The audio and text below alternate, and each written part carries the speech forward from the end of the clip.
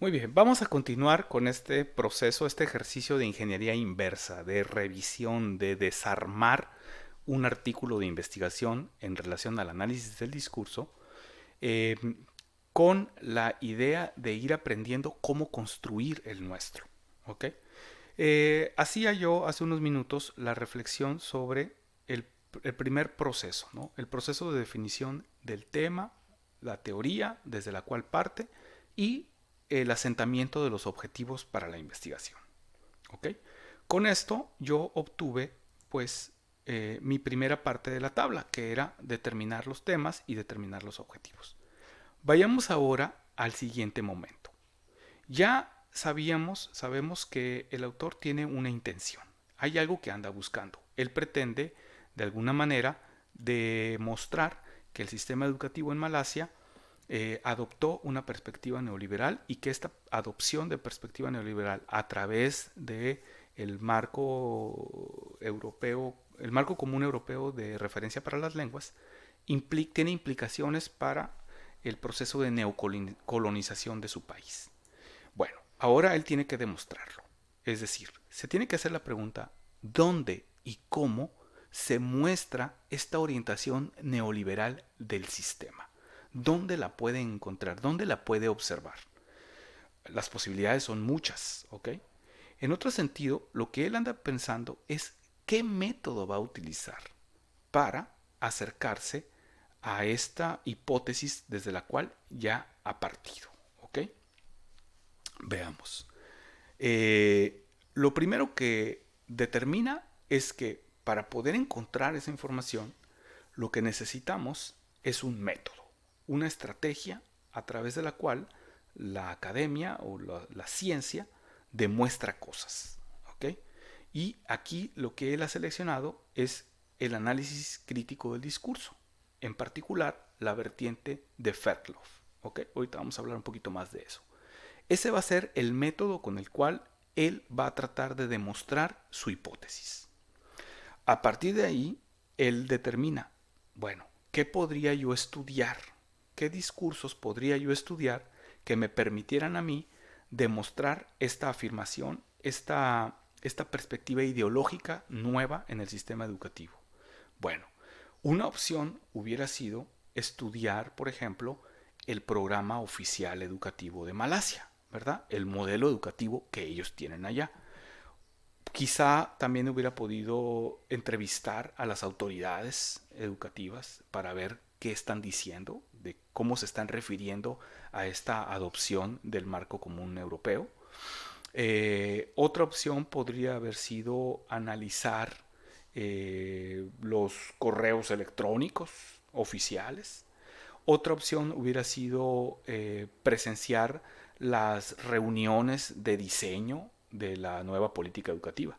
Pues, esto último sería muy complicado porque habría que tener permiso que le permitieran a un investigador acercarse, grabar y hacer análisis de cómo se fue negociando el nuevo modelo educativo de Malasia. Y sabemos que las autoridades educativas nunca permiten eso.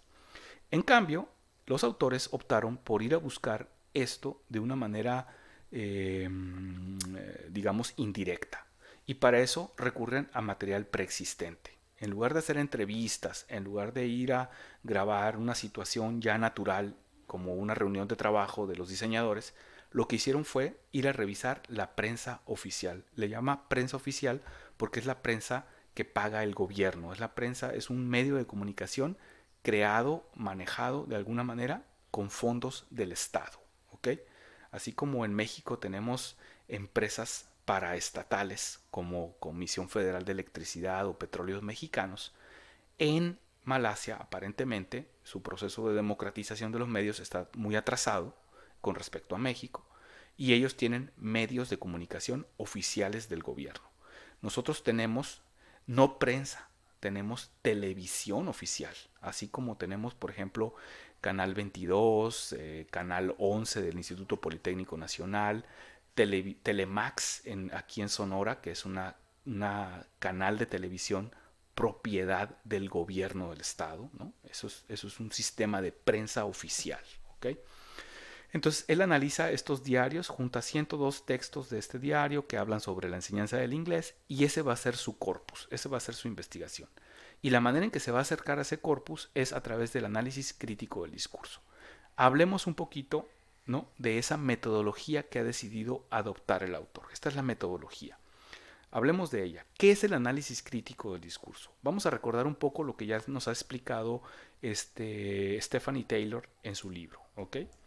Por ejemplo, el análisis del discurso es una perspectiva del análisis del discurso que parte desde la idea de que el lenguaje es un elemento, un dispositivo funcional. Es decir, el lenguaje es una práctica a través de la cual nosotros construimos el mundo y nos construimos a nosotros mismos en un proceso de interacción con otras personas. Es decir, la perspectiva funcional del lenguaje niega la noción referencial del lenguaje, que afirma que el lenguaje es solamente un medio a través del cual las personas decimos lo que nosotros pensamos. Y entonces esto es algo que ya hemos discutido mucho a lo largo del semestre, cuando decíamos que ni decimos todo lo que pensamos, ni todo lo que pensamos lo decimos, ¿no?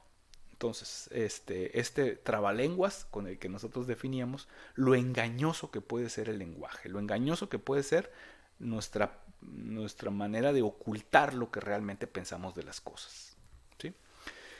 Bueno, otro de los presupuestos teóricos del análisis crítico del discurso es que hay una relación entre lenguaje, identidad, ideología y poder. Siempre, cuando estamos hablando de lenguaje, estaremos automáticamente hablando de identidad, ideología y dinámicas de poder.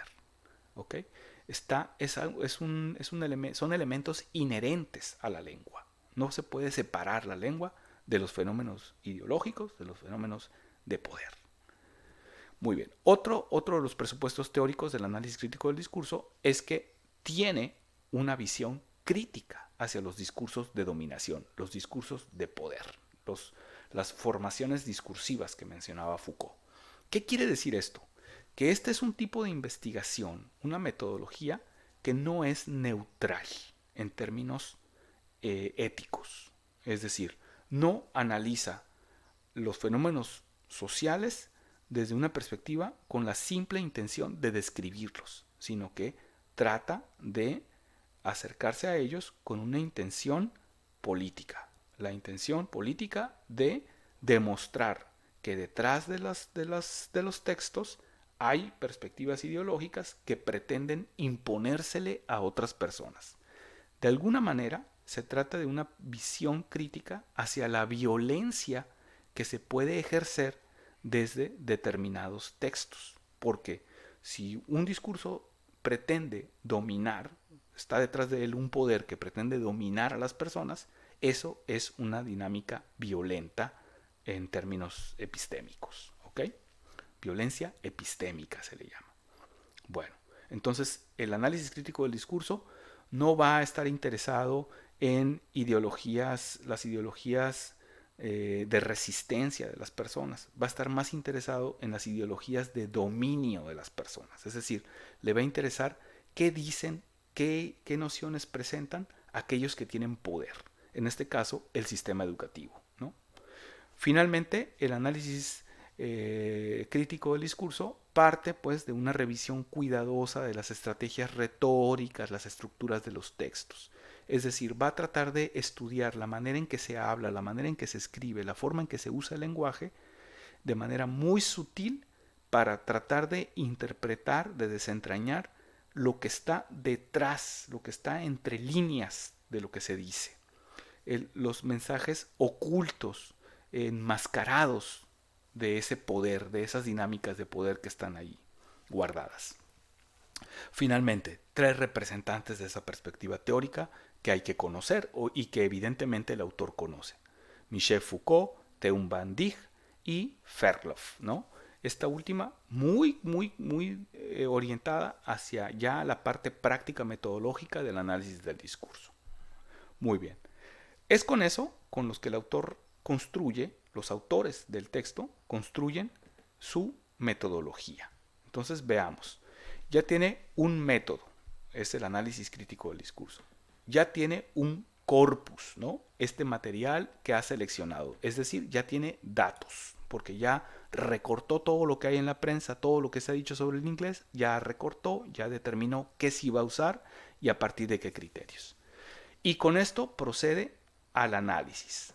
Es decir, empieza a aplicar el método al corpus para empezar a determinar qué estrategias retóricas se utilizan en la prensa oficial para enmascarar el proceso de neoliberalización del sistema educativo, la manera en que pretende hacernos creer que la estandarización es sinónimo de calidad, que la propuesta de adoptar una serie de estándares de calidad de aprendizaje de la lengua, de competencia lingüística en el inglés, que vienen de Europa, van a ser mejores que lo que ya tiene aquí el sistema local, el sistema nacional en Malasia, es una forma de neocolonialismo, y nos va también a convencer como si fuera una cuestión de sentido común, y esto es muy importante, nos hace pasar, dicen los autores, como si fuera de sentido común natural, que hay que adoptar una perspectiva instrumental del inglés, es decir, una perspectiva que ve en el inglés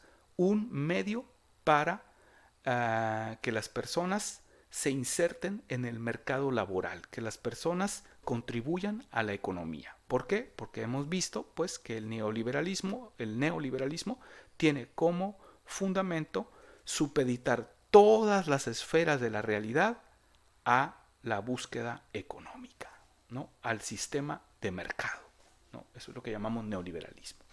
Bueno, con eso pues llegamos ya al análisis del corpus con una metodología y con eso se encuentran una serie de resultados. Yo consigno los resultados aquí en esta tabla que ustedes van a poder leer con mucho cuidado, con más detenimiento, si descargan el archivo. Pero bueno, algunos de los aspectos que vemos ahí pues son verdaderamente interesantes para nosotros desde México, porque nosotros podríamos empezar a partir ahorita de la hipótesis de que en México nuestro modelo educativo vigente es un modelo educativo que también está posiblemente introduciendo una perspectiva neoliberal de la enseñanza del inglés. Por ejemplo, dice aquí que impone una perspectiva engañosa de los estándares como sinónimos de calidad. Ustedes recordarán que en la anterior reforma constitucional se introducía este concepto de calidad al artículo tercero, ¿no? El Estado mexicano ofrecerá educación laica, gratuita y de calidad, ¿no? A todos los ciudadanos. Bueno, ya la noción de calidad nos toca un tema de retórica neoliberal, pues, ¿no? Calidad es algo que aplicamos a los recursos, a las mercancías, ¿verdad? Y no tanto a la enseñanza, a los conocimientos. Hay que ver todo eso, podríamos rastrear eso. Eleva la imagen de lo extranjero y minimiza lo local. Aquí habría que ver, ¿no? Con la adopción de libros de texto. Nosotros en México tenemos nuestros propios libros de texto hasta ahorita, pero cada vez las universidades públicas han empezado a adoptar, o adoptaron desde hace mucho tiempo, libros de textos importados, ¿no? Coloca a agentes autorizados, por ejemplo, a los empresarios y a los padres de familia sobre la calidad de la educación y deja a los docentes en un segundo plano, ¿verdad? Esto es muy importante porque es un fenómeno que sí pasó en México, ¿no? La idea de que empresarios agrupados en estas organizaciones aparentemente sin fines de lucro como Mexicanos Primero, grupos de empresarios, ¿no? Claudio X González, por ejemplo, empiezan a determinar qué está bien y qué está mal en el sistema educativo. Ellos empiezan a decir qué es lo que está bien y qué está mal. Y en cambio se cuestiona el conocimiento, la calidad del trabajo de los profesores, ¿no es cierto? Muy bien.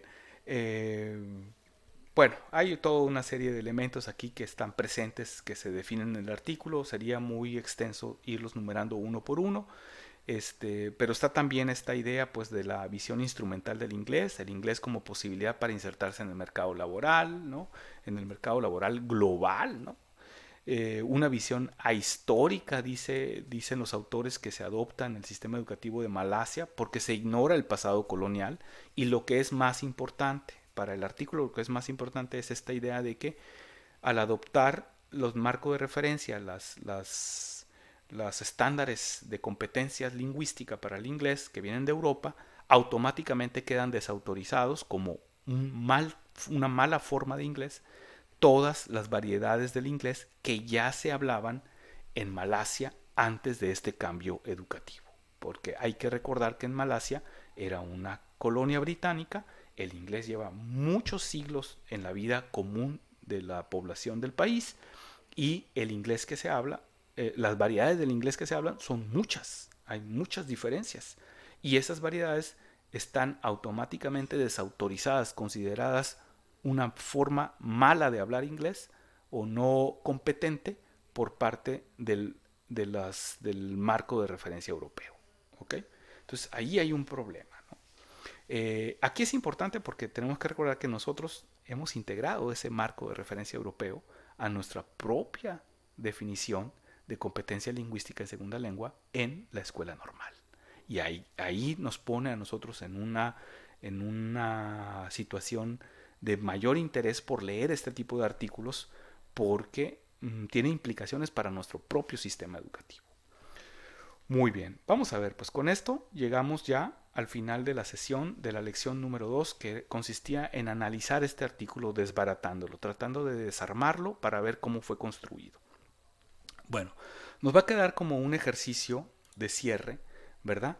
Revisar, que cada uno de ustedes revise un artículo que se les va a asignar en una tabla, ahí va a estar definido, les voy a proporcionar el artículo, y ustedes van a tener que hacer un proceso de ingeniería inversa con ese mismo artículo. Van a volver a llenar la tabla que hicimos para este artículo de Malasia, pero en esta ocasión le vamos a poner mucha atención a los presupuestos teóricos del artículo y a la metodología que utilizó. ¿Cómo le hacen los autores o el autor de ese texto que les voy a pasar a ustedes para llegar a sus conclusiones? ¿Desde qué teoría trabaja y cómo aplica un método para encontrar evidencia? ¿Ok? Si ustedes recordarán, en el artículo que acabamos de leer, la manera de encontrar evidencia es aislando segmentos de cada uno de esos textos periodísticos, de esas editoriales, se aíslan segmentos y se analiza la retórica. Por ejemplo, pone primero a los padres de familia y a los empresarios como autoridades calificadas para determinar qué tipo de inglés se habla o no se habla en las escuelas, ¿no? Establece jerarquías, pues, ¿no? Primero lo que dice la autoridad educativa y al final lo que piensan los maestros. O se enfatiza la idea de que el inglés va a servir para conseguir trabajo, ¿no? Se utilizan términos clave como competencia, mercado global, oportunidades, ¿no? Términos siempre económicos. Entonces es un análisis retórico. ¿Está bien? Bueno, vamos a tratar de hacer entonces lo mismo con el artículo que a ustedes les toca.